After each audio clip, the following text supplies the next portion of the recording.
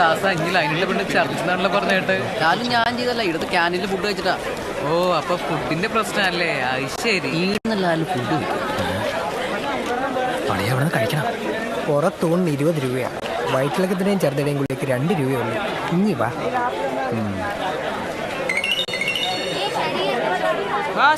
എവിടെ നിങ്ങള്?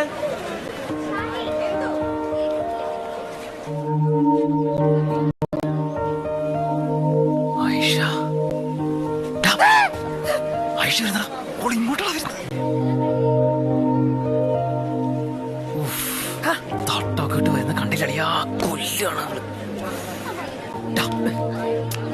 ഇങ്ങനത്തെ ഒരു പെണ്ണിന് എന്നെ ഇഷ്ടാവൂടാ. ഇനി കാണാൻ കൊള്ളാവുന്ന പെമ്പിളാരുടെ കാമുകന്മാരെ കണ്ടില്ലേ? എന്താ കനി ഉളന്മാരായിരിക്കും. അപ്പൊ ഒരു ചാൻസ് ഉണ്ടല്ലേ? സമീപനം പാലിക്ക്.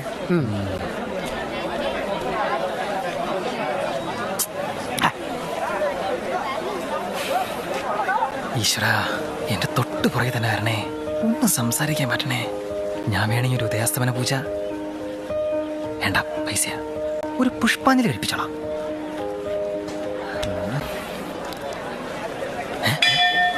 നിർമ്മലഗിരി കോളേജിലെ മാഷും മൊത്തം പിള്ളേരുണ്ടല്ലോ. പടച്ചോനോട് ബാർഗൈൻ ചെയ്യുന്ന കേട്ടേറെ ഞാൻ വിചാരിച്ചത്.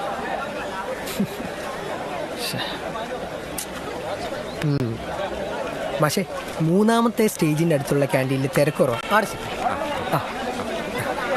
ക്യാൻറ്റീനിൽ തിരക്കുറവാ. എല്ലാരും വന്നേ വന്നേ, വാ വാ വാ. അതെ